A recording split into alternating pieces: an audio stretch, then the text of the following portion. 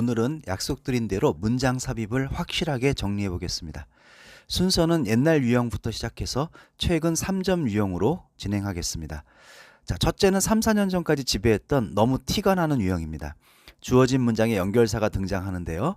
다음 주에 업로드될 연결사 초간단 암기편을 시청해 주시면 크게 도움이 될 것 같습니다.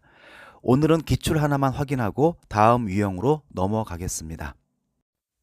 2017년 수능에서 연결사 rather가 사용되었습니다. rather는 오히려, 차라리 이런 뜻을 갖고 있는데요. 연결사는 뜻만으로는 제대로 활용하기 어렵습니다. 반드시 기능을 알아야 합니다. rather는 무언가를 부정하고 대안을 이어줄 때 사용됩니다. 자, 나는 공부하지 않았어요. 오히려 또는 그러기는커녕 PC방에 갔죠. 그럼 여기서 부정된 건 공부입니다.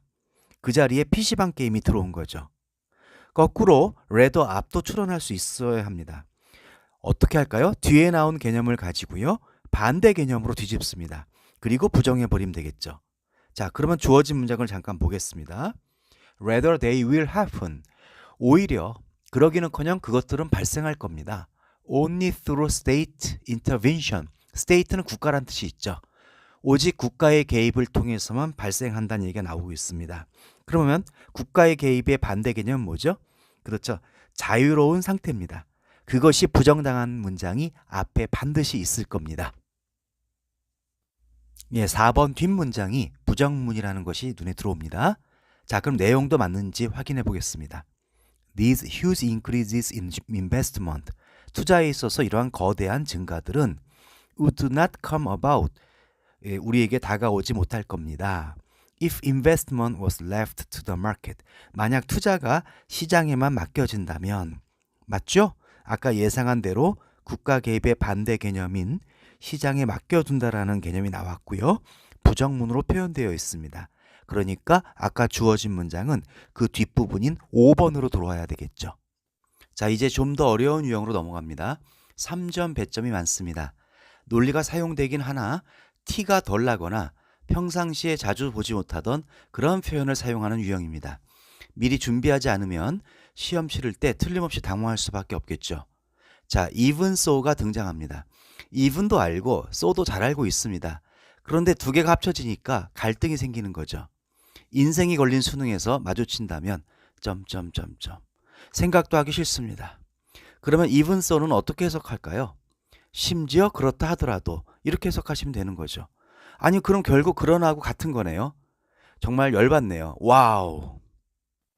네, 결국 even so는 기능적으로 볼 때는 yet, still 등과 같다고 보시면 됩니다.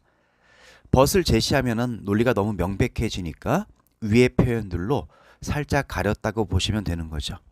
자, 살짝 가려진 논리를 하나 더 보겠습니다. There are also clinical cases. also가 나오니까 꼭 첨가처럼 보이기도 하는데요. 또한 의료적인 사례들이 있다. 뭐 이런 얘기죠. They show the flip side of this coin. 이 동전의 뒷면을 보여주는 결국에는 반대 상황을 제시하겠다는 얘기네요. 그러면 이거는 실질적으로는 대조인 거죠. 분명히 앞에 어떠한 의료적인 상황들이 등장할 겁니다. 그리고 이 문장은 그 반대되는 사례들 앞으로 위치하면 되는 거죠. 자, 드디어 지금 출제되고 있는 3점 배점 유형입니다. 아무 논리도 제공하지 않는 유형. 어떻게 풀까요? 그 비법을 잠시 후에 공개하도록 하겠습니다. 일단 주어진 문장을 한번 보죠. Experiments show that. 실험들은 보여준다. Rats displayed an immediate liking for salt. 쥐들이 소금에 대한 즉각적인 선호를 보여준다는 것을. The first time they experience a salt deficiency.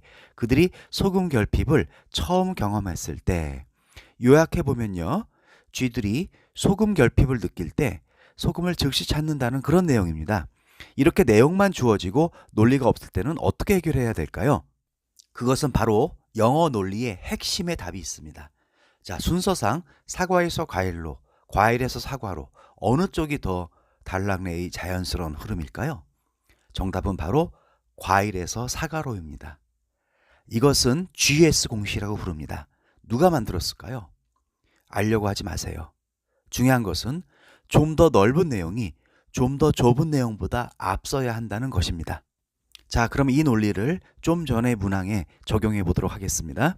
기억나시죠? 쥐들이 소금 결핍을 처음 느낄 때 소금에 대한 선호도를 보여줬다고요? 그러면 이 문장 앞에 보다 넓은 개념이 나올 가능성이 높습니다. 소금보다 더 큰 범위의 물질이죠. 자, 그럼 문항을 한번 보죠. 네, 과연 3번에서 They also adaptively adjust their eating behavior. 그들은 또한 적응력 있게 그들의 먹는 행동을 조절한다. In response to deficit in water, calories and salt. 물과 칼로리 그리고 소금의 결핍에 대한 반응으로. 그러니까 이 문장의 뒤에 좀 더 구체적인 소금 이야기가 들어가면 되겠네요. 정답 4번입니다. 와우.